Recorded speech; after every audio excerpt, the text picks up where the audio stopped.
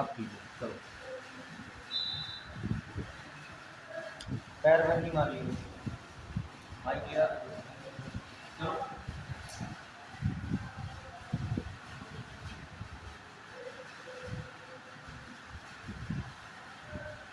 तो मैं लेकिन टॉपिक पढ़ा रहा था ना, अगर तुम लोग कभी रेगुलर आओगे, मैं कभी बीच की क्लास पढ़ाऊंगा तुमको, क्या संचय ऑफ लाइफ का क्या जबरदस्त चैप्टर होता है और इंटरेस्टिंग चैप्टर होता है, बोरिंग आदमी समझता है उसका।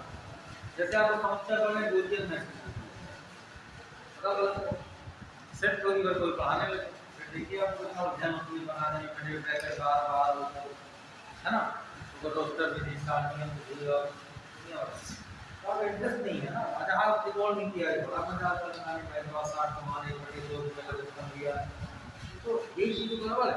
इंटरेस्ट चारों तरफ कॉमन होना चाहिए। अगर आप मैथमेटिक्स लिए हैं तो इंटरेस्ट कहीं कमजोर नहीं होना है, जो चैप्टर आप पढ़ने लगता है उसका और रुचि बढ़ाना है।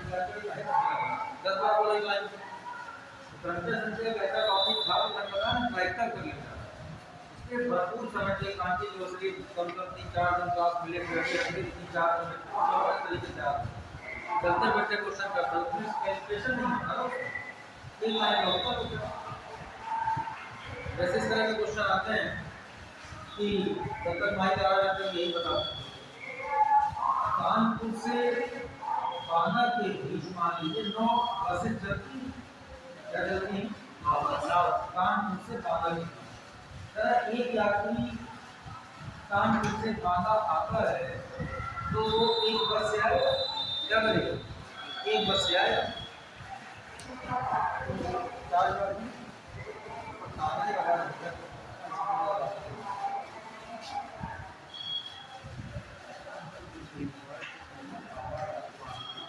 हमारा तो मानना पड़ता है तो यदि पढ़ाई वाले तो बच्चे मतलब क्या भी नहीं हो रहे, कहीं यहाँ लगवाए वो खाइए बड़ा वाला रख लिया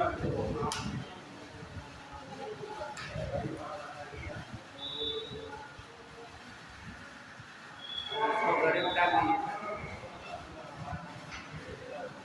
हाँ मतलब आने पर मैंने तो पूरा तो बच्ची की प्रॉब्लम तो घरे में डालने अरे मैं लगाता हूँ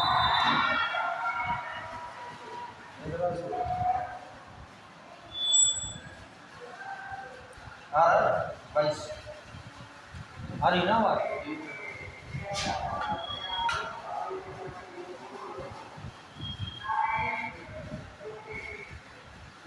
सर बैठ में मार दे वही कर रहा है, अरे वो बहुत रसीन लगता है।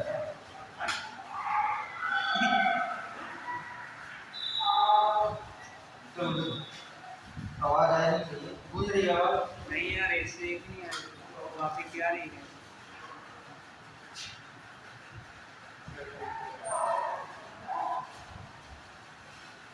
उसको पास में जाइए अरे बात में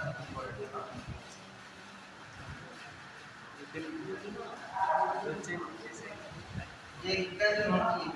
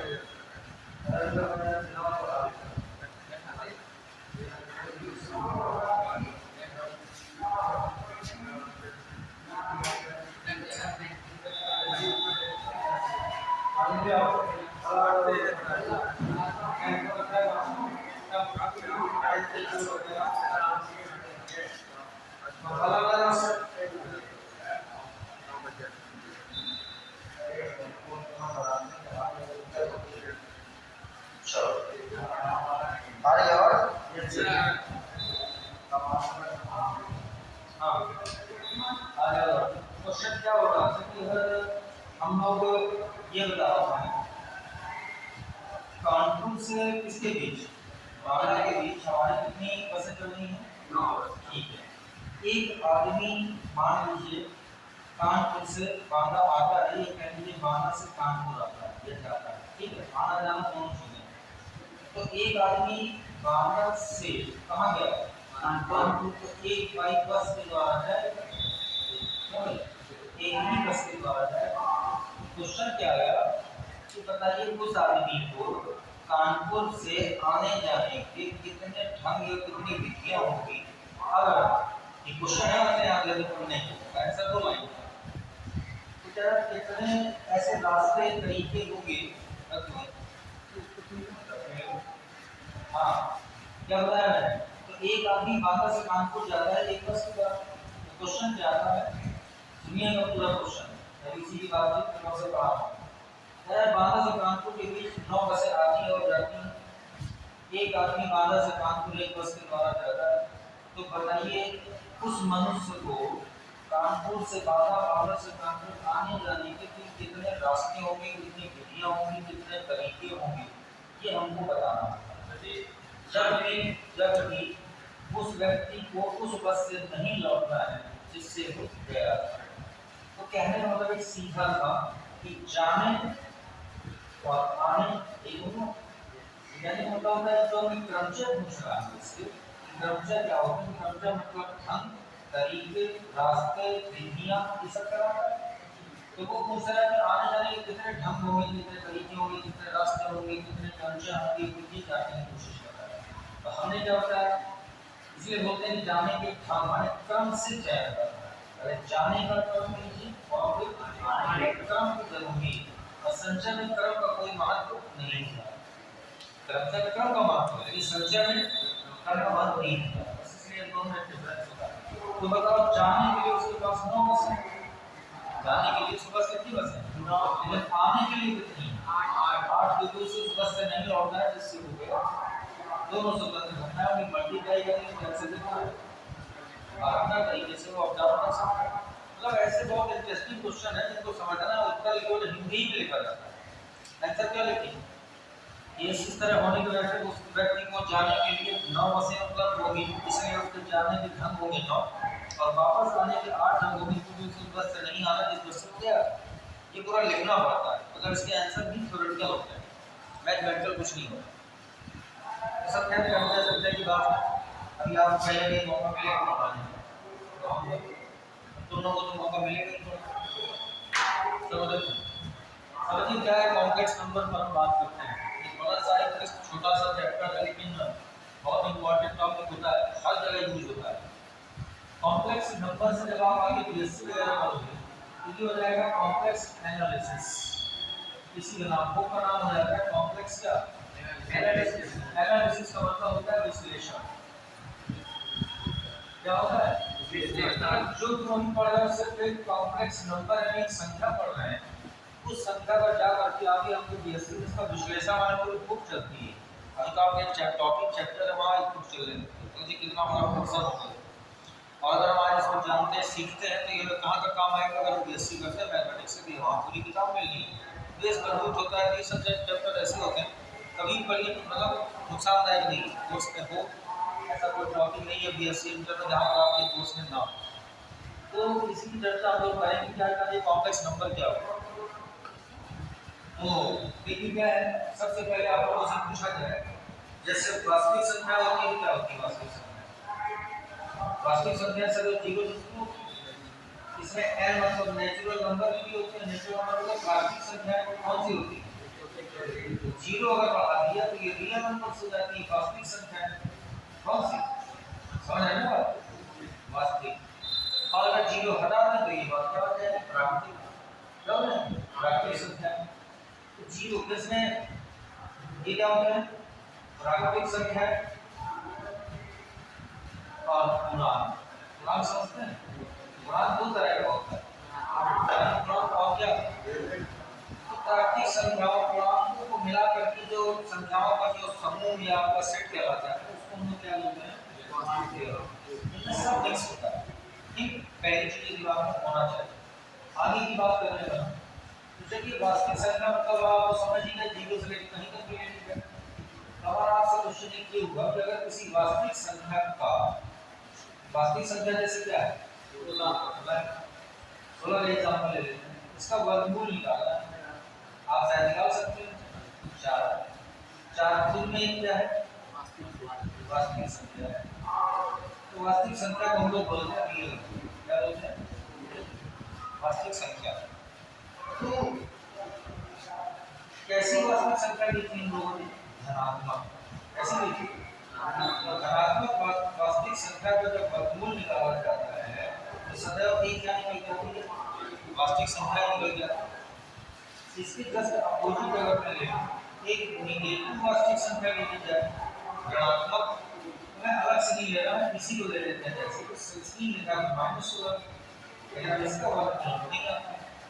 इसकी वजह से मैं इसके ऊपर बता रहा हूँ आपको कि सभी संख्या की जरूरत क्यों पड़ी और क्यों ऐसा कहा गया कि नहीं भाई हमको सभी संख्या की जरूरत है। चैप्टर हम भी पढ़ा सकते हैं, ये होता है, कहते हैं ऐसा ऐसा कुछ नहीं कर करो सब कांची दे, लेकिन उसको समझिए कि क्यों इसकी आवश्यकता, बेसिकली मजबूत होना चाहिए, है ना। तो बताओ समस्या है कि नहीं, ऐसा है तो तुम्हें आता है, लेकिन ऐसा है तो नहीं आता।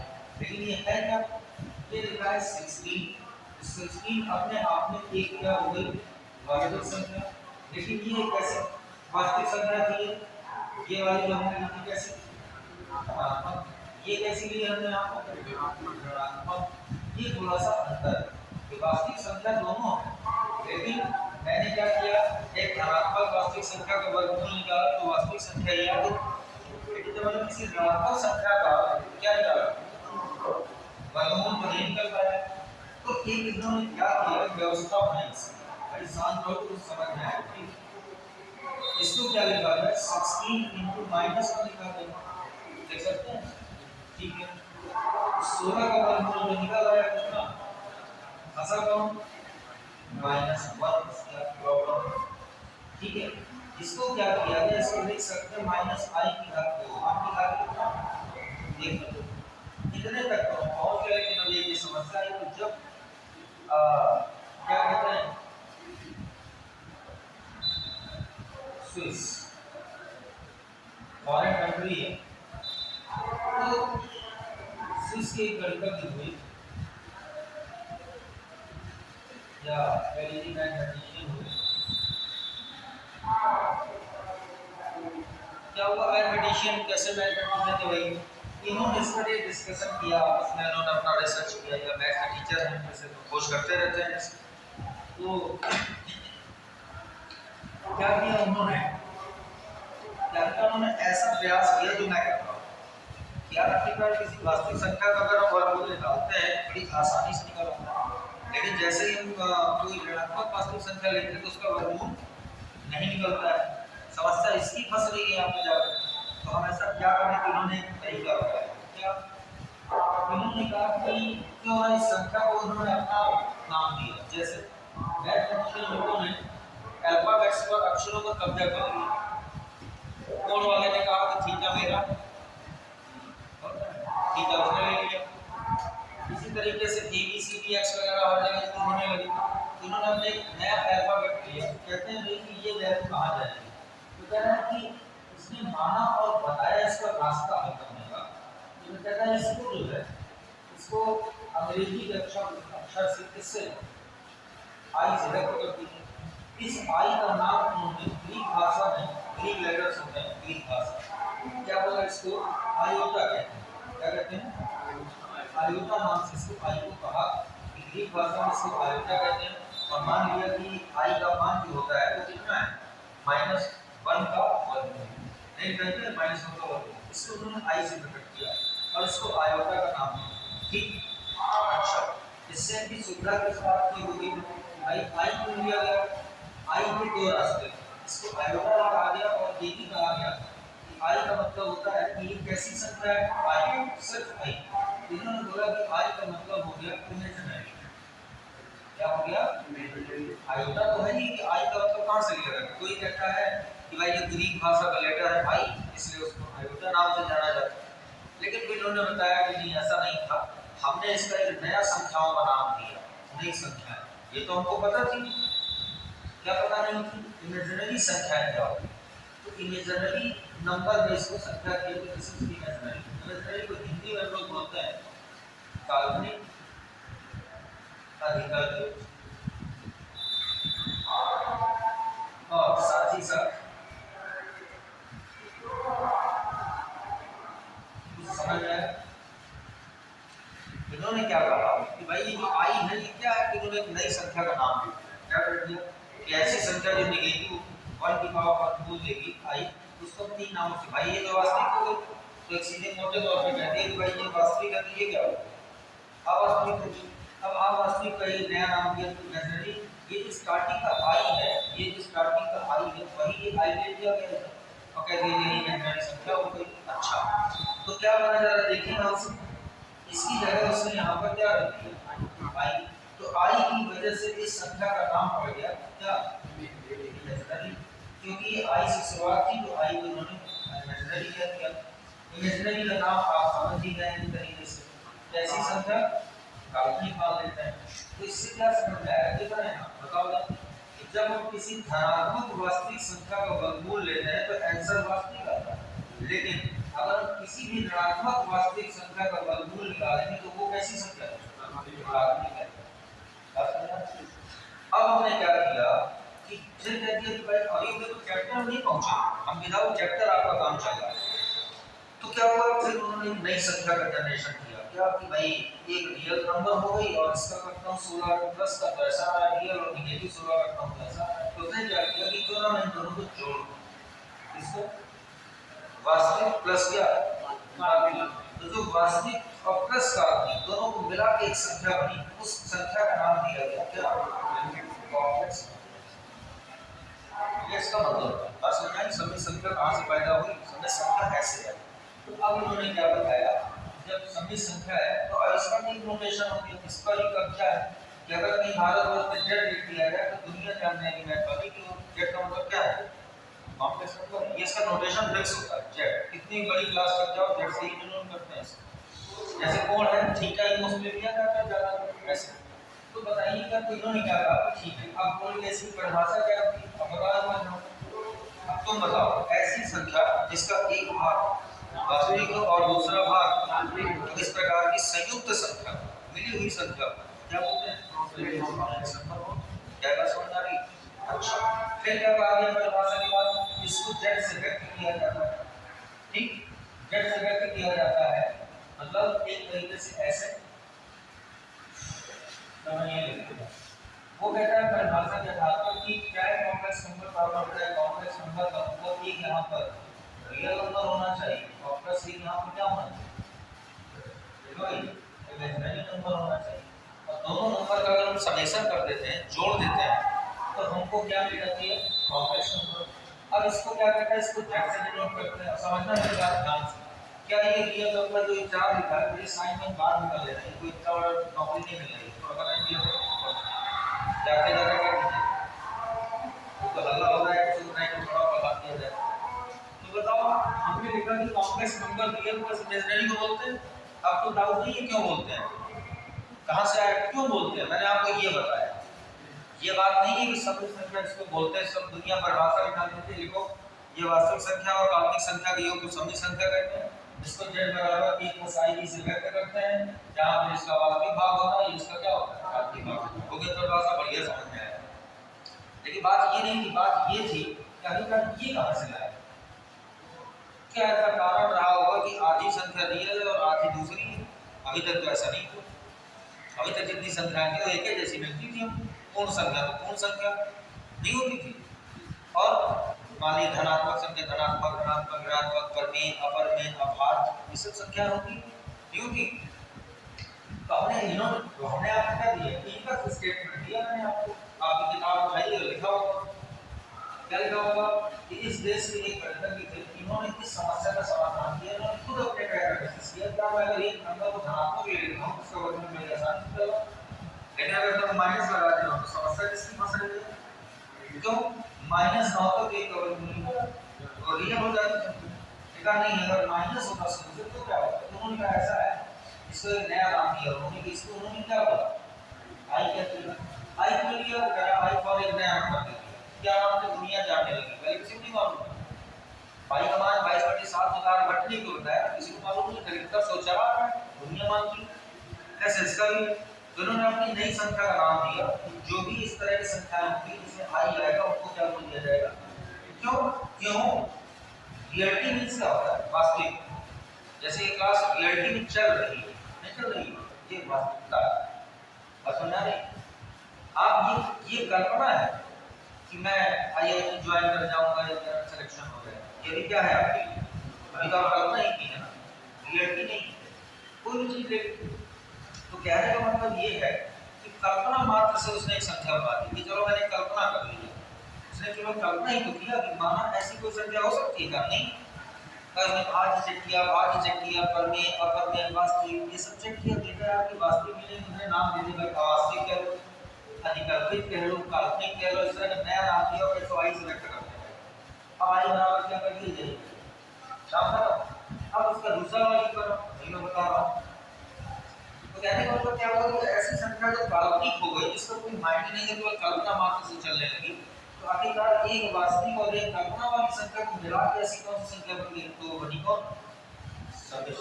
पहले ये समझना जरूरी है कि ये कैसे होता है, ऐसा ही कौन है, उसका उदाहरण ये तुम्हारे सामने लगा नहीं, अब बताओ कल हकीकत नहीं तुम्हारे सामने, ऐसी दिक्कत आती कि ना समाधान हुआ, उसका ये समाधान होना चाहिए। अच्छा, इसी लाइन को अगर मैं दोनों पक्षों को वर्ग कर दूं तो क्या आएगा, जरा बताइए। वर्ग कर दिया जाए तो आई स्क्वायर बराबर क्या है, पूरी एक्सरसाइज में ये सूत्र है कौन सा, अगर जैसे पढ़ा भी हो तो डायरेक्ट लिखा दिया जाता है सब कि भाई ऐसी परिभाषा होती है, इसमें आई स्क्वायर का -1 होता है, जहां जहां स्क्वायर देखना वहां -1 रख देना, आंसर आ जाते थे, बड़ा प्रसन्नता होती थी, उत्तर तो मिल रहा है हमारे। लेकिन आप एक खुद जाना कि क्यों आई स्क्वायर बराबर -1, आगे का समझ इन सब कारणों की वजह से सूत्र बन गया, हमने हल कर दिया, इधर से हो गया, वर्ग किया तो आ गया। आपको और दूसरी भाषा देखनी है तो ये भी देखिए, दोनों पक्षों का फिर से वर्गमूल ले लो, चाहे इसको ऐसे लिख लो और चाहे इसको 1/2 लगा दे लो, क्यों होना नहीं बात। तो क्या होगा कि आई बराबर लिमिट का माइनस है, इसी पे तुम आई लिख दो डायरेक्ट, ये आ जाए बस होना नहीं। तो ये सब इसका लाभ है। आगे बढ़ते हैं थोड़ा सा, हाँ तो बता भी सकते हैं, अभी मैं बताने जा रहा हूँ, क्यों परेशान, दोनों बातें होती हैं। अब जैसे कॉम्प्लेक्स नंबर हो गया कि आगे पढ़ो तो सब समझ आएगा, जो तुम्हारे मन में क्या है पूरे सब को प्लीज समझ आएगा, क्या आपने बताया। चलिए, तो अब हमने क्या किया कि ये रियल नंबर को ए मान लिया, क्योंकि संख्या है इसको ए मान लिया, समझना बात, इसको क्या माना ए, देखो क्यों ऐसा, या एक्स मान लीजिए, एक्स मान लीजिए, ठीक, रियल नंबर एक्स हो गई, और ये क्या है, इसको मैंने y मान लिया, आई y नहीं बने, आई तो था ही, और इसको क्या मान लिया y, तो इनको जोड़ा गया, जोड़ करके क्या बना x प्लस कितना आई y, और इस नई संख्या का नाम दे दिया क्या, कॉम्प्लेक्स समेशन।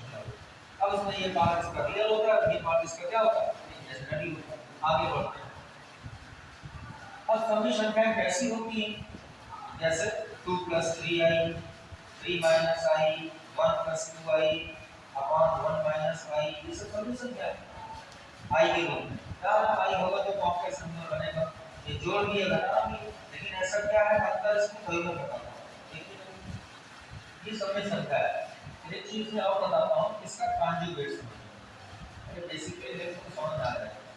कॉन्जुगेट मींस होता है इसका संयुग्मी, क्या होता है संयुग्मी, इसको हम लोग चेक के ऊपर ऐसी बात लगा के डिनोट करते हैं। हिंदी इंग्लिश इसलिए जरूरी है कि आपको ऐसी क्लास की तैयारी कर रहे हैं, थोड़ी बहुत इंग्लिश आना ही आना चाहिए। आप एनडीए जा रहे हो, इंग्लिश ग्रामर आती है जबरदस्त तरीके से, थोड़ी बहुत नहीं। बताओ ट्रांसलेशन में जाता तो हूँ, नहीं जाता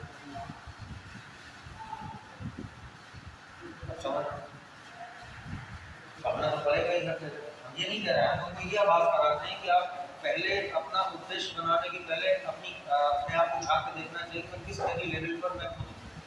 पहले अपने को सुधारिए, अपने अंदर नॉलेज ऊर्जा सब मेहनत करने का जज्बा लाइए।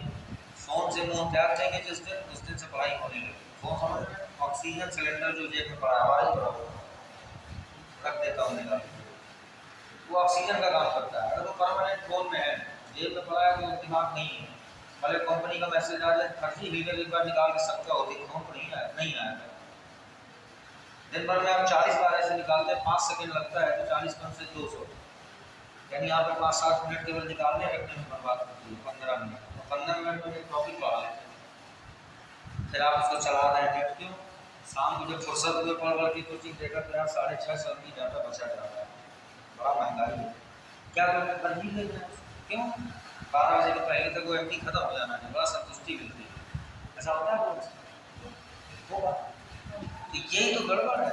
वही तो बाधा आपने डाली है, मतलब पढ़ाई की। तो आप जाने कहाँ होते हो, आपके बगल वाले कितने अच्छे नंबर आ रहे हैं, आप कम हो गए क्यों पढ़ाते के साथ। आप लोगों को कोई सेलेक्ट हो गया, बाकी रह गए, वजह से पढ़ाया तो सबको हम ही नहीं लिया। आप यही चीज़ करें, तो बताओ कितना फुर्सत और कितना ज़्यादा समय लगता है। यार बहुत समय बच गया, वक्त हो गया, पूरा वक्त शुरू हो गया, पढ़ नहीं लिया। यार अभी क्या है, सोने का भरपूर समय। अच्छा, सोने का समय होता है, 11 बजे से उसका समय हो जाता है, उसकी आत्मा जागती है, फिर आप उसमें लग जाते हैं। तो है, मैं मना नहीं कर रहा हूँ, जरूरत है, लेकिन उसका सही यूज करिए, है ना। सरकारी रिजल्ट खोलिए, धन्यवाद देखिए, मतलब उसका सही यूज करिए कि आपने समय दिया तो किसी काम में उसको कुछ ना कुछ ज्ञान मिला। ज्ञान कहीं मिले बटोरते रहो, भरते रहो दिमाग में, कहीं ना कहीं वो काम जरूर आएगा। कुछ नहीं आएगा तो रोजी रोटी चलाने का काम है, जैसे आजकल हम लोग चला।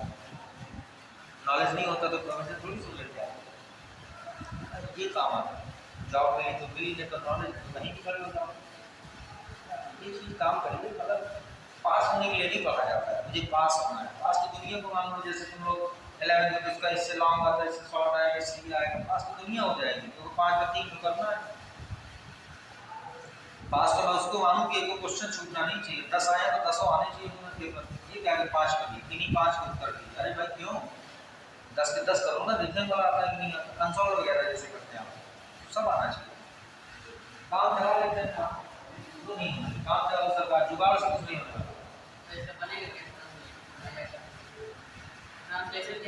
पहले सोचो एकदम से, हमें सब कुछ लोग तो सस्पेंस कैसे है। ऐसा इन लोगों से क्वेश्चन पूछा नहीं, सिर्फ ये लीजिए कि 100 - 100 - ऐसा बराबर 3 बटे ग्रुप है, तो ऐसा बता दीजिए। थोड़ा दिमाग को घिसो, थोड़ा रन करो, जब जंग लगती है थोड़ा सा छूटे रेल मारना। जब नहीं आएगा तो हमको क्या पूछ रहा है, तुम ऐसे कहा छूटने के बाद गूगल में डाल दो, मैं चाहता तो हमको आ जाएगा। कोई बड़ी चोरी की बात नहीं, मैं बता नहीं सकता, मैं बता सकता हूँ। लेकिन चलो, मैं चाहता हूँ, तुम्हें टेंशन होना चाहिए कि आप ट्रांसलेशन में बता पाए, तो चलो गूगल में दिमाग लगा। ये तो खोलो तो 5 उदाहरण और दिखाई देंगे। ट्रेन आने ही वाली, मैं जाने ही वाला।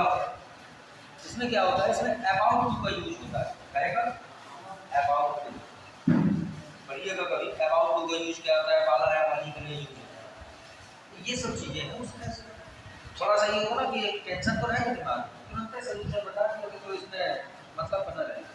आप लोग बहुत लेट कर दिए, काफ़ी काम की चीज़ें निकलोगे, क्यों काफ़ी काम की चीज़ें निकलोगी, जिन लोगों को बोलना तो क्या करेगा। क्या कोशिश करो, मैं आपको भी समझाएं। चलो कंसंट्रेशन बनाए रखिए। हाँ, आगे क्या बात हो रही थी उसी पर आते हैं। अरे नेक्स्ट क्लास में मेरी फ्राइडे को आइए तो फिर बात हो जाएगी, लेकिन अभी आपकी क्लास इसको ही सोच रहा हूँ, दिमाग में खट्टी है, मैं अपने छात्र के अंदर तो दिया गया है यार, पता नहीं कैसा क्या है, बहुत सफल है तो उसको सब दिया करो। मतलब क्या है ना, जैसे आप नहाते हैं, है ना, डेली क्यों नहाते हैं ना, बस वैसे पढ़ाई वैसे बुद्धि हो, तब तक उसको रवा नहीं करेंगे ना, जंग लगता है। आपके फादर सब लोग, बड़े भाई लोग, बड़े दीदियाँ लोग, सब लोग इतने सालों से कोई BSc करे, कोई MSc करे, कोई MA करे, आता कुछ नहीं है।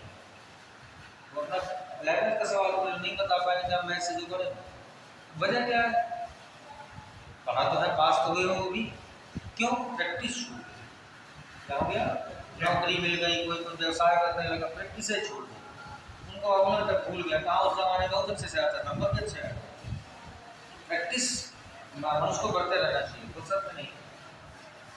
देखिए जरा आगे बढ़ते हैं हम लोग। ये तो इसका इतिहास बताया मैंने तुम्हें, आखिरकार ये क्यों बनी वो इसका इतिहास है। चलिए तो आगे क्या चर्चा होती है, कॉन्जुगेट की। कॉन्जुगेट क्या होता है, बोलता है कि आई का साइन चेंज कर दिया जाता है। अगर माइनस में है तो प्लस में लिखिए, प्लस में है तो किस में लिखिए, केवल आई का साइन चेंज करोगे तो इसका संयुग्मी प्राप्त हो जाएगा। ठीक। तीसरी चीज इसमें आता है, तीसरी चीज क्रमिक युग्म। मैं आपको 11 बेस भी लेके चल रहा हूँ और अपना ऊपर का, हाँ ऊपर का बेस भी लेके चलना है, ये तो बेसिक चीज है। तो क्रमिक युग्म क्या होता है भाई, ये कहता है इसको हम लोग ऑर्डर्ड पेयर बोलते हैं। क्या बोलते हैं, ऑर्डर्ड पेयर, या इसी को बोलते हैं एफएक्स। अरे आप ना जानिए, आप मातृभाषा हिंदी में ही पढ़िए, लेकिन लिखने में कोई बुराई तो नहीं, आपको लिखने से धीरे धीरे आने लगता है। अच्छा, अरे बहुत सारे लोग हासिल नहीं नामते इंग्लिश में किसी कहते बताओ। हाँ 35 गुणे 12 करना है, 12 सत्ते 84 और हासिल लगी 4, इंग्लिश में बोलो इसको 84। देखा हासिल नहीं बात। जैसे मैंने कहा 7 गुणे 35 मतलब 77 गुणे 3 करना है, क्या कैसे थे 21 कैरी क्या बोला हासिल दो। आज मैं इंग्लिश मीडियम की क्लास पढ़ा के क्या बोलता है, कैरी से कैरी सीखेंगे। जब लोगों किसी ने बता दिया, आज आपने सुना कि नहीं सुना, जीवन भर में याद होगा कि हासिल को कैरी बोलते हैं। तो कैरी सही है। तो कैरी मतलब क्या होता है ना, इसमें अपने आप को ये नहीं मानना चाहिए कि यार मैं नहीं बता पाया और इसने बता दिया। अरे सीखोगे कभी, सुनोगे 4 लोगों से कब आएगा नहीं। अच्छा, इसी तरह भी बहुत सारे लोगों को ये नहीं मालूम है इसको क्या कहते हैं, पढ़ के बताओ इंग्लिश में। दो सही पहेली, सही गलत कहाँ से आया, तो कहना दो सही, मैं कहना दो गलत 3 बटे 7 में से पढ़ सकते हैं क्या, हिंदी में तो सही है। टू राइट 3 अपॉन 7 है, टू राइट 3 अपॉन 7 ठीक है, थोड़ा थोड़ा जा रहा है। टू साइड 3 बाई 7 धीरे धीरे नॉलेज होता है, ऐसा नहीं है कि आया पर आना चाहिए। कल को आप अध्यापक बनना है, कुछ पढ़ा रहे हैं, कहीं होम ट्यूशन पढ़ाने लगे तो बच्चा एक को भी पढ़ाना है तो हासिल तो बताना पड़ेगा इंग्लिश मीडियम, क्योंकि हवा चल रही है आजकल। कोशिश भी हर बार गार्जियन की होती है कि हमारा बच्चा थोड़ा इंग्लिश मीडियम पढ़े।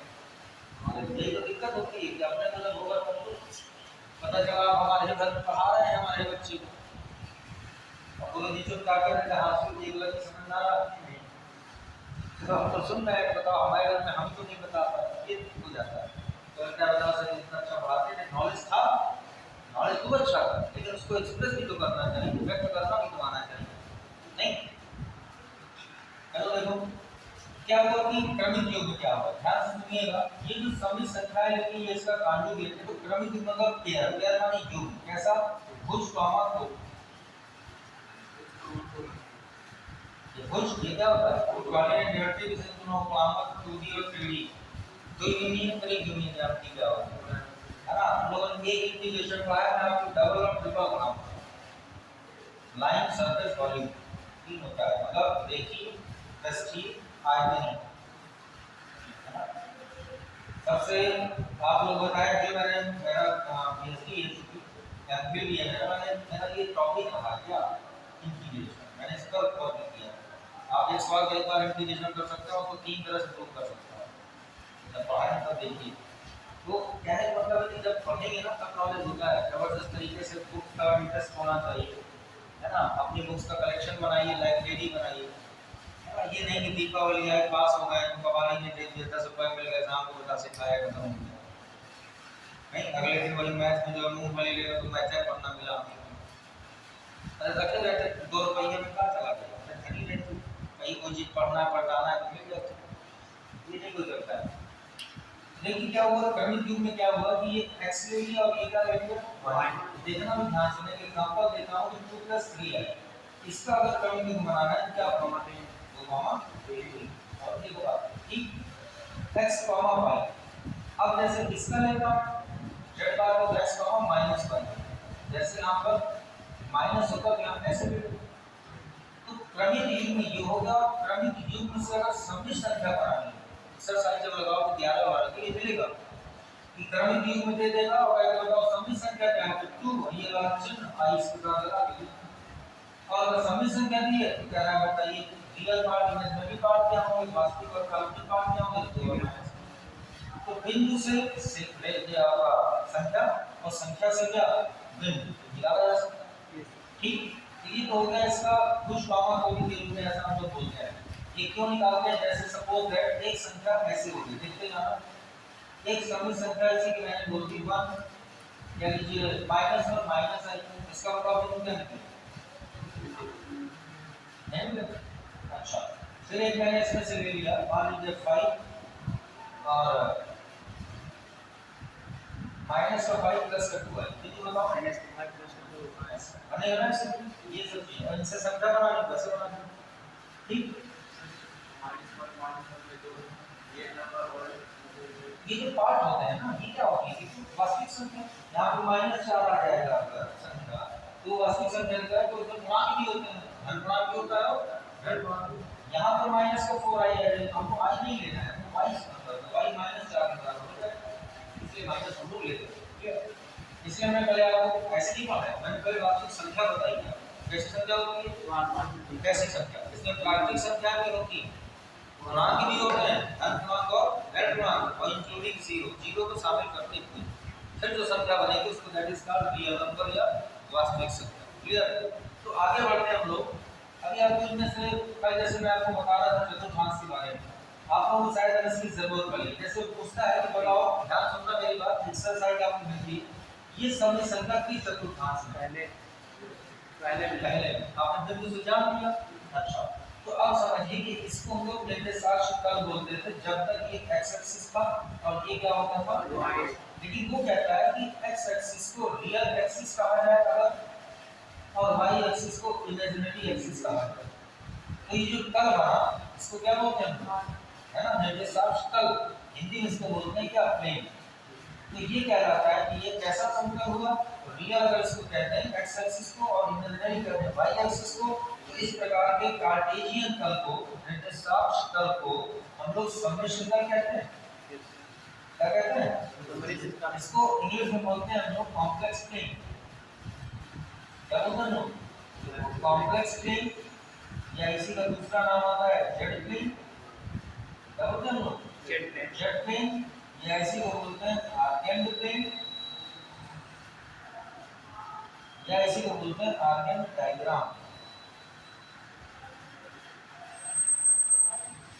ये 4 नामों से ये आपका प्लेन जाना जाता है। पहले अगर ये रियल और एक्सिस और इमेजिनरी एक्सिस ना होती, इसको हम लोग बोलते हैं निर्देशांक तल। क्या होते हैं, जिसमें x और y एक्सिस होती है उसको निर्देशांक तल, इसको इंग्लिश में बोलते हैं लोग कार्टेशियन प्लेन। क्या मतलब हुआ कि अगर किसी कार्टेशियन प्लेन में x एक्सिस को रियल एक्सिस कहा जाए और y एक्सिस को इमेजिनरी एक्सिस कहा जाए, तो इस प्रकार के तल को क्या बोलते हैं, सम्मिश्र कॉम्प्लेक्स प्लेन या जेड प्लेन, क्योंकि जेड से ही x और y का निर्माण हो रहा है, इस कारण को ये बिंदु है। अब आपने चतुर्थांश में पढ़ लिया, मान लीजिए मैंने आपको बताया, पहले आपको उसका प्रूव कराना मैथमेटिकली इसको बताता हूं, ज्यामिति से आपको ये पढ़ा है कि ये प्लस प्लस होता है, तो भाई ये प्लस माइनस होता है कि माइनस प्लस होता है, गलत, माइनस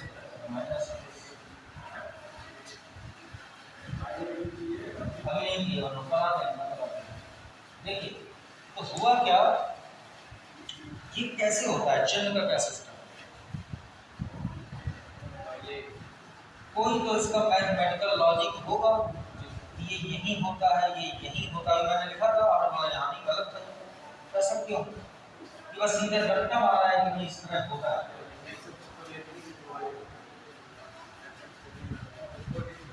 चलो मैं एक एग्जांपल देता हूँ, सुनिए, 2,3 इस बिंदु को दिखाना है, तो क्या ये भी धनात्मक है और ये भी धनात्मक है, हमको निकालो किस चतुर्थांश में होगा।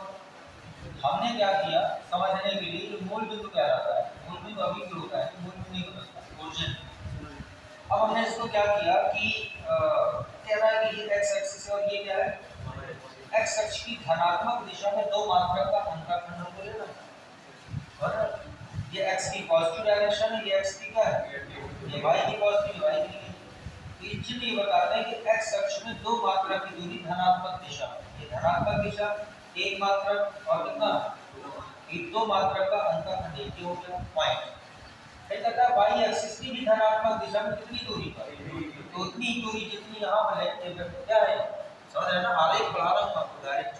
तो इसका आरेख कॉम्प्लेक्स नंबर कहने मतलब क्या हुआ कि एक सदिश संख्या की जैसे ये, और इसको कह रहा है कि सदिश तल में निर्धारित कीजिए कि सदिश तल में कहाँ पर स्थित होगी, वो मैं आपको बता रहा हूँ।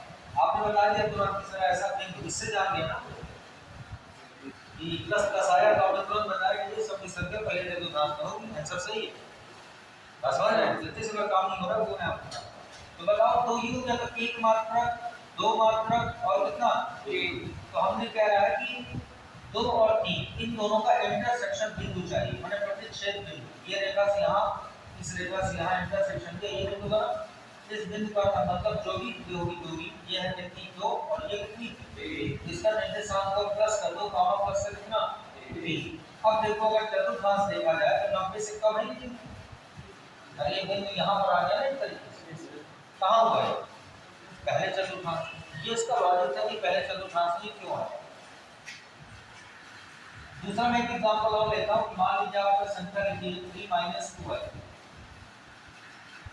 इसका बनाइए ऑर्डर, ये करनी क्या बनेगा 3 ऑर्डर। आपने चिन्ह देखा कि 10 - चौथे चतुर्थांश में हो, लेकिन अगर हम आलेख बनाएंगे या दिखाओ इसमें प्रदर्शित करके, तो इसी में देखो हम समझा दें x की धनात्मक दिशा में 3 मात्रा, तो क्या x की धनात्मक 2 तक का ये 3 ही होगा, और y की ऋणात्मक दिशा में 2 मात्रा, ये y की ऋणात्मक दिशा है 1 मात्रा और कितना 2 मात्रा, तो इसका प्रतिच्छेद बिंदु यहाँ कहीं कटेगा इससे, तो इस बिंदु का निर्देशांक हो गया कितना 3 कॉमा, अभी किस चतुर्थांश में पहला दूसरा तीसरा और इस तरह से उसके चिन्ह निर्धारित हो गए, और चिन्हों से हमने पकड़ लिया कि भाई ऐसा हो जाता है, ऐसा कर दिया जाएगा। अच्छा, तो ये तो हमने इसमें से जान लिया, कम्युनिटी वगैरह ये सब समझा।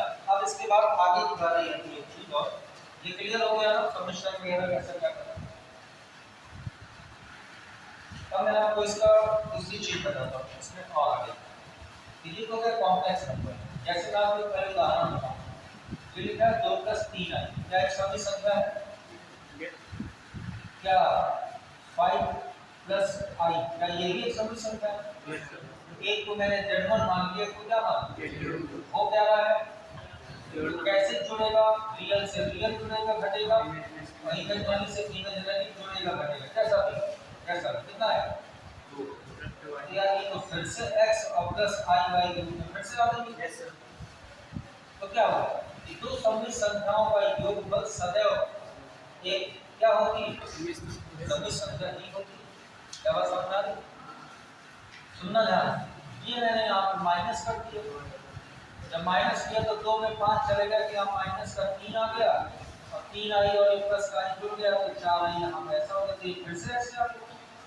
अब आप ये नहीं कह सकते कि -3 4, क्यों, इसका बिंदु बनाओ, सभी संख्या निर्धारित होगी प्लीज, साथ कॉम्प्लेक्स नंबर है या दोनों माइनस, हम तो समझ में आ गया ना, कोई भी चिन्ह लगा दो बीच में सब होगी कॉम्प्लेक्स में के अंदर।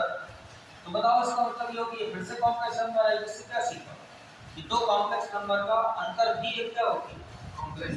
ठीक, तीसरा मैंने क्या किया, इनका गुणा कर दिया, गुणा क्या करें, 2 का गुणा करो, 2 में 6 10 माइनस का 2 आई, 3 आई को गुणा करो 10 का 15 आई, और प्लस 3 निकल 3, लेकिन कैसा माइनस का 3 आई गुणे आई, मतलब आई स्क्वायर 1 जैसे आपने माइनस लगा दिया प्लस 1 हो गया।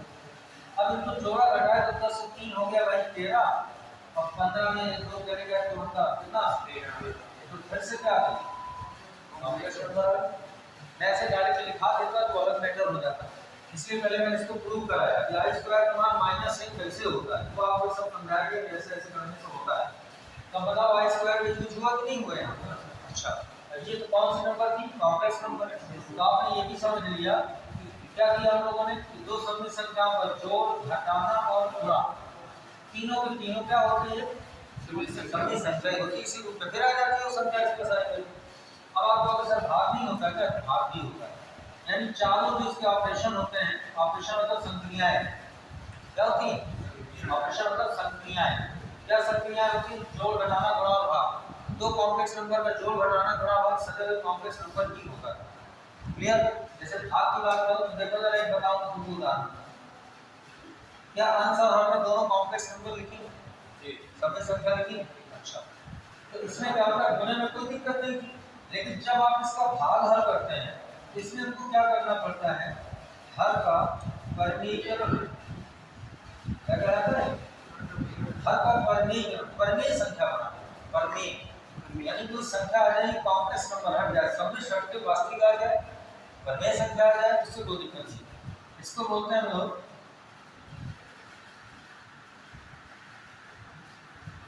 रेशनलाइजेशन। तो कठिन लग रहा है, परिमेय का मतलब होता है रेशनल नंबर। देखो कैसे बनाते हैं, रेशनल नंबर होता है परिमेय संख्या।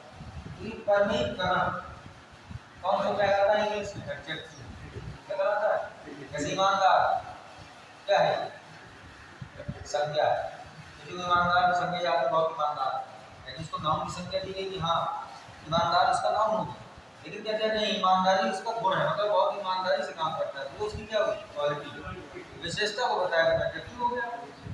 वैसे क्या परिमेय संख्या तो नंबर हो गया आपका, लेकिन वो कहता है कि परिमेयकरण तो कोई क्वालिटी लगी, परिमेयकरण करना है कि एडजेक्टिव वर्ड हुआ, तो रेशनलाइजेशन यानी ये आपका इसका ही मतलब रेशनलाइजेशन। और हर को क्या बोलते हैं आप इंग्लिश में, अंश को क्या बोलते हैं, अरे पढ़ा करो छोटी छोटी चीजें, अंश है, हर है, सब आना चाहिए।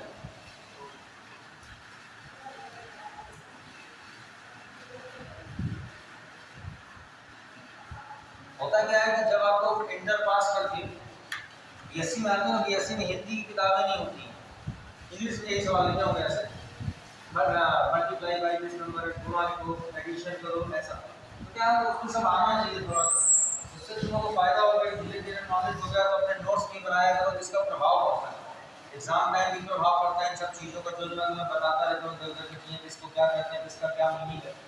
खैर तो चलिए जरा देखो इसको क्या बोलते हैं, रेशनलाइजेशन ऑफ डिनोमिनेटर कहलाता है, यानी हर का क्या करना, ये न्यूमरेटर न्यूमरेटर और ये डिनोमिनेटर, जब फटाफट पढ़ने लगोगे स्पीड में, अभी धीरे धीरे पढ़ो, न्यूमरेटर और इसको डिनोमिनेटर, तो क्या होगा जब स्पीड में आएगा न्यूमरेटर है डिनोमिनेटर, चलिए देखते हैं। तो अब समझो यहाँ से क्या बोलते हैं कि जब कोई अंश को समझो, जो बताना गुणा और भाग बचा, भाग में ये बताना चाहता हूँ कि क्या सभी संख्याओं का ये Z1 है, ये क्या है Z2, दो सभी संख्याओं का भाग कर जो क्या सभी संख्या होती है, तो करते क्या उसका परिमेयकरण, परिमेयकरण करने के लिए इसका जरूरत होती है, इसकी कांजुगेट बताया था ना मैंने आपको, इसकी जरूरत कब होती है, क्या बोलता है कि हर का परिमेयकरण, तो हर देखो हर में यहाँ क्या लिखा है माइनस, इसका कांजुगेट निकालो सही हुई बस हो जाएगा, उससे गुणा और भाग कर दिया है, इसके उल्टे चिन्ह से, इसके उल्टे चिन्ह से, प्लस है तो माइनस, माइनस है तो इससे मल्टीप्लाई डिवाइड करके तो गुणा करिए जरा, ठीक है, इसका गुणा इसमें करो तो क्या है, 1 प्लस i का होल स्क्वायर हो गया, अपॉन में देखा तो a plus b a minus a square minus का b स्क्वायर बनेगा।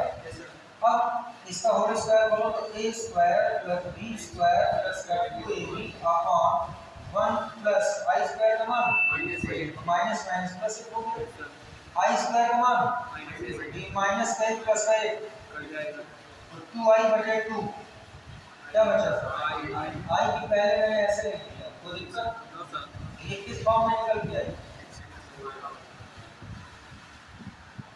इससे क्या समझ आएगा, 0 प्लस i को फोर्थ काल्कुलेशन कहते हैं ना, हाँ आई ही है ना, तो जैसे हमने ये बोला कि क्यों ये रियल रेट नहीं कहलाएगा, कि इसका रियल पार्ट क्या होगा, ये प्योर इमेजिनरी आ गई, इसको बोला जाता है प्योर इमेजिनरी, प्योर का मतलब है शुद्ध काल्पनिक, क्या कहलाएगा शुद्ध काल्पनिक, हाँ प्योर इमेजिनरी नंबर माने शुद्ध काल्पनिक संख्या, लेकिन अगर हम पूछ लें कि अगर शुद्ध काल्पनिक संख्या आई है तो रियल पार्ट क्या रहा, बस यही समझ रहा हूँ।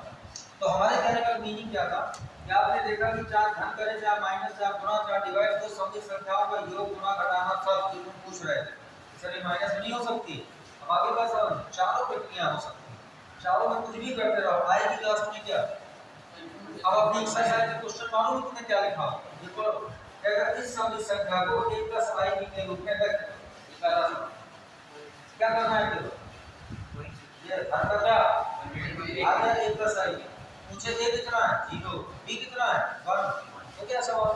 जब बेस पता होगा तो छोटे मोटे सवाल नहीं आ जाएंगे, आपको कोई दिक्कत ही नहीं है। अच्छा, तो ये तो है इसका इतना रिप्रेजेंटेशन। अब मैं आपको अगली चीज बताऊं,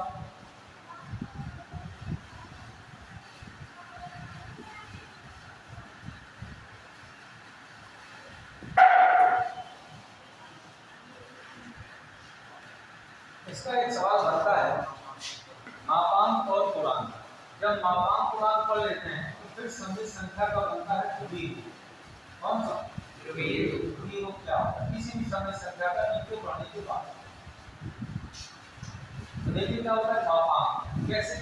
आपने बताया कि कोई भी समित संख्या को x प्लस i y के रूप में या a प्लस i b के रूप में लिख सकते हैं। इसका मापांक पहले मैं एक सूत्र बताऊंगा, डायरेक्ट सूत्र डाल से बता दूंगा आपको कि कैसे आएगा, है ना। तो मापांक क्या होता है? तो मापांक का मतलब ऐसे मॉड, इसको किससे व्यक्त करते हैं लोग? मॉड। इसको हिंदी में इंग्लिश में बोलते हैं मॉडुलस। क्या बोलते हैं? मॉडुलस। इसलिए उसको मॉडुलस कहा जाता है, लोग इसको मॉडुलस पढ़ते हैं, आधा मॉड। देखो होगा क्या है मॉडुलस चेक। वैसे मॉड पढ़ सकते हैं। तो मॉड जेड हो गया। तो मॉड जेड क्या होता है? अंडर रूट वास्तविक भाग का वर्ग और काल्पनिक भाग का वर्ग यहाँ कर दीजिए तो उस समित संख्या का वर्ग क्या निकल आएगा? मापांक। जैसे आपको एक क्वेश्चन लिया गया 3 + 4i का मापांक क्या कीजिए, तो आप लिखेंगे माना z बराबर कितना, तो मॉड z बराबर अंडर रूट 3 का वर्ग 4 का वर्ग अर्थात उत्तर कितना? तो मैं भी बात नहीं है ये अभी मैं सूत्र बताया, लेकिन ये कैसे आया होगा मैं ये भी बताऊंगा।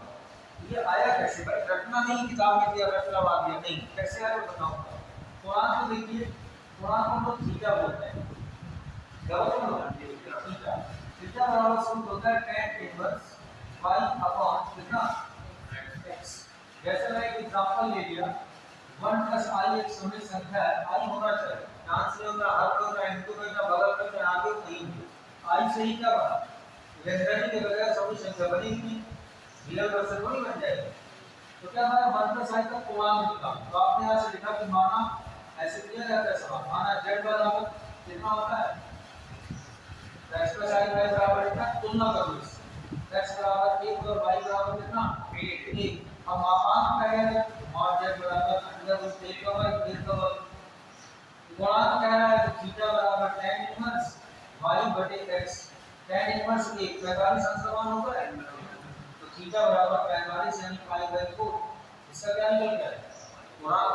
मापांक गुणांक किसी भी समित संख्या के सूत्रों से निकाल लिए जाते हैं। क्या चीज बात समझ में आ गई? अब ये तो तुम्हारा कक्षा 11 हो, क्या हुआ 11। अब 12 के आगे आते हैं।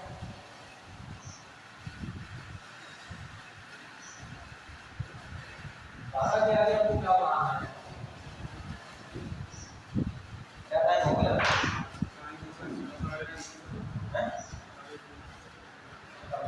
थोड़ा सा स्लो बनता है पढ़ाई का माहौल बनता है टाइम।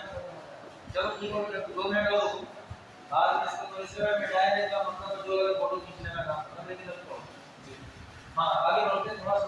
ये जो 11 का काम हो गया, अब सुनो इसको मॉडुलस बोलते हैं, लेकिन इसको r से व्यक्त करते हैं वजन। अभी आप मैंने कार्टेशियन प्लेन पढ़ा है, पता है इसी के लिए 2 डायमेंशनल प्लेन होता है। 2 डायमेंशनल मतलब 2 यूनिट मतलब x अक्ष और केवल क्या जब 3 यूनिट आप नहीं पढ़ोगे बेलन समकोण गोलाकार घनाभ पिरामिड प्रिज्म ये सब पढ़ोगे तो क्या होता है वो 3D। और 2D क्या होता है? 2D में तुमने क्या पढ़ा? आयत वर्ग चतुर्भुज और ऐसा भी वृत्त, ये सब क्या है 2 डायमेंशनल ज्योमेट्री। 2D में क्षेत्रफल होता है और 3D में आयतन भी होता है, पृष्ठ होता है। ये समझ में? वृत्त का क्षेत्रफल होता है, वृत्त का आयतन नहीं होता, लेकिन गोले का क्षेत्रफल भी होता है यानी आयतन भी होता है। और ये 2D 3D का अंतर है, x axis y axis z axis ऐसा। हां हम लोग कहां से घेरा वाला समझो, निर्देशांक तल के बाद एक तल होता है ध्रुवीय, इसको इंग्लिश में लोग बोलते हैं पोलर प्लेन।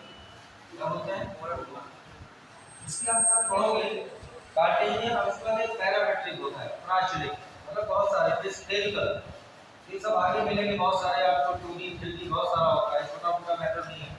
हां इधर आइए जरा, मुझे इसका पोलर फॉर्म चाहिए। पोलर मतलब क्या होता है? द्विरूप। किसका पोलर फॉर्म चाहिए? समिश्र संख्या का क्या निकालना? द्विरूप। आगे देखिए कि पोलर फॉर्म कार्टेशियन में मालूम कैसे होता है? भुज कॉमा कोण की वजह से।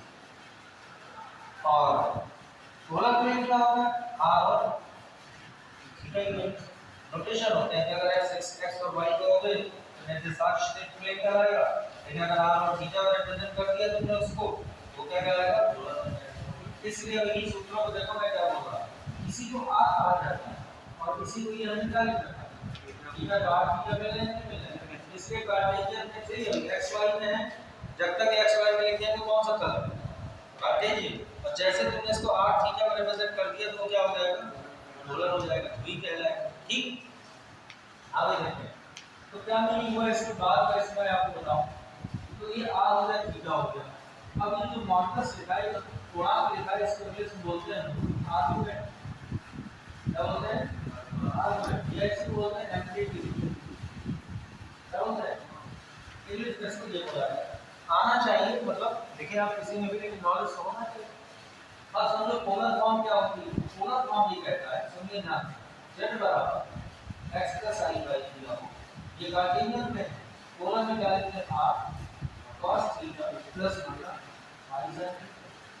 ये इसकी पोलर फॉर्म कहलाती है। इस सूत्र में r का मान निकालना है। r कैसे मिलेगा? जैसे मैंने तुमसे क्वेश्चन दिया अभी 1 plus i का पोलर फॉर्म बताओ। तो x का मान दे, y का मान दे, ध्यान रखना तो निकल आया तो r, ध्यान रखना 45 संपूर्ण आ गया। यहाँ पे r का मान तो थीटा तो रूट निकल आएगा। समझ आया क्या निकल गया? तो सुनो इस तो इसका रूप होता है, ये रूप बदलने का एक फॉर्मूला होता है। इस फॉर्मूले में कैसे जैसे इसका रूप बदलना है तो आपको किसकी वैल्यू चाहिए? यहाँ पे x का मान y का मान को एक है तो r बराबर कितना आएगा? √2। कितना है? √2। यहाँ एक जगह रूट 45 अंश आएगा। यहाँ पे r और थीटा का मान रख दिया जाएगा। r और थीटा का मान रखा जाएगा तो उत्तर क्या होगा बताओ? z की जगह लिखा मैंने 1 प्लस i, ठीक है ना? r का मान कितना निकाला? √2। अंदर क्या लिखा? cos 45 plus i sin 45। ये इस कॉम्प्लेक्स संख्या का द्विरूप है। अब कैसे? जैसे आपको डाउट है, अब cos 45 का मान 1/√2, sin 45 का मान 1/√2। अंडर रूट को एलसीएम आया इससे कट दिया, क्या बचा? 1 प्लस i। ये बस इसको हल करो तो ये आना चाहिए। अच्छा, तो ये सब चीजें होंगी। इसकी पोलर फॉर्म में ये बात आती है कि आपका ये जो तुमको ये भी बताऊंगा, इसकी वैल्यू होती है e की पावर i थीटा। इसकी ये दूसरी फॉर्म। अब इसको क्या बोलते हैं? जैसे कहीं पर लिखा हुआ है, सपोज है e की पावर i थीटा बराबर होता है cos theta plus i sin theta. ये लिखा हुआ है ना? अगर e की पावर माइनस i थीटा लेते हैं तो इसकी वैल्यू होती है cos थीटा माइनस होती है। ये दोनों फॉर्मूले कहलाते हैं आयलर्स फॉर्मूला। लेकिन बताया ना तुमको आयलर, ये आयलर्स फॉर्मूले का अगर अगली क्लास में याद दिला दो तो किसी कैसे होता है सब करा दूंगा इसको 2 मिनट के अंदर। ये ऐसा क्यों होता है? कहीं भविष्य में काम पड़ेगा कि कोई काम नहीं सब कमाई करो, है ना? जैसे अभी आप लोगों को लिमिट पढ़े हो, लिमिट सीमा। तो देखो मेरे सवाल तुमसे पूछो, limit x tends to 0 sin x upon x बराबर 1 बढ़ाओ। अरे होता ही इसको होता है, बड़ा है इसको मान लो होता है, लेकिन आपको लिमिट ऐसे नहीं पढ़ाई। तो मैं तुम्हारे हिसाब से देता हूं, तुम्हारे हिसाब से लिखो वहां पर x square minus 4 upon x minus. आपने इसके तुरंत रख के a plus b a minus ये और क्या होगा कर दिया। आया क्या? लिमिट x टेंड्स टू 2, यहां बचा सिर्फ कितना? x माइनस 2 x माइनस 2 करेंगे ना? लिमिट लगा तो x करेंगे तो 2 प्लस 2 कितना है? अच्छा, ये कॉमन निकल गया था। तुरंत करना होता तो क्या करना? जैसे तुरंत करना होता मैं कहता हूं वैसे ठीक है आपकी बात, लेकिन हमको क्या करना है? इसमें लिमिट डायरेक्ट लगा के बताओ ना मुझे। डायरेक्ट 0 रखो, 2 रखो, 2 - 4 - 4 कितना है? 4 रखो। ये जो 0 बाय 0 ये किसी सवाल में बनाएगा बनाएगा बनेगा, 0 0 बनाएगा बनेगा, 1 सवाल में बनाएगा बनेगा, इसकी पावर 0 बनेगा। जितनी भी क्वांटिटियां होती इनको हम लोग बोलते हैं मीनिंगलेस क्वांटिटी। मीनिंगलेस इन्हीं को बोलते हैं इनडिटरमिनेट फॉर्म। मीनिंग क्या होता है मालूम? इसको हिंदी में बोलते हैं अपरिभाषित। क्या बोलते हैं हम लोग? अपरिभाषित। ये जितनी भी लिमिट्स होती हैं इस तरह की सब अपरिभाषित। भाई 0 बाई 0 हल ही नहीं हो सकता। तो इतनी जितनी भी लिमिट में इस तरह की फॉर्म बनती है इनफाइनाइट डेफिनाइट जैसे यहाँ पर दूसरों और limit x tends to infinite log x upon x लगा देना लिमिट क्या है लगा दे log इनफाइनाइट मान इनफाइनाइट हो गया और यहाँ पर क्या है इनफाइनाइट इनफाइनाइट बट इनफाइनाइट कैसे लगा दें? अब तो तुरंत भी नहीं हुआ ये आ रहा है ये दुनिया को आता है ये तुमको आना चाहिए। अब इसमें क्या तरीका होगा जैसे मैंने तुम्हें यहाँ कमी बताई है कि इसकी आवश्यकता के आधार पर काम करेगा ऐसे इसकी भी आवश्यकता होगी। वही मैथमेटिशियन थे उनका नाम था लॉरेंस हॉस्पिटल। क्या नाम था? Lawrence hospital. उसका नाम थोड़ा एल हॉस्पिटल रूल।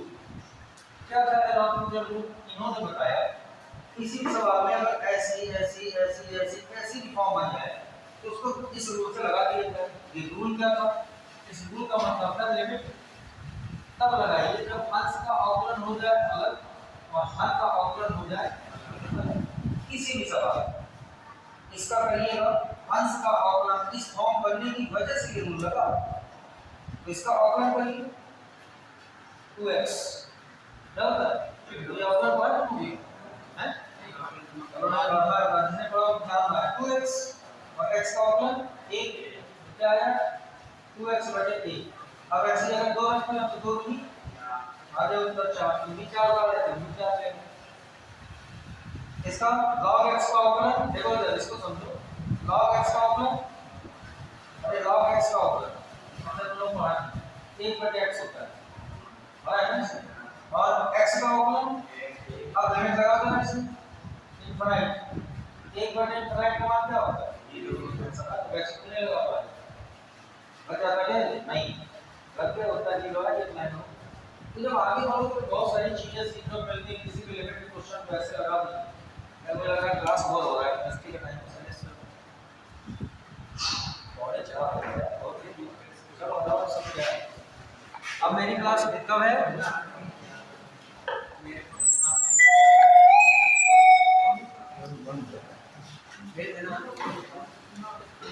सुनिए सब लोग सुनो मेरी बात गौर से 2 मिनट।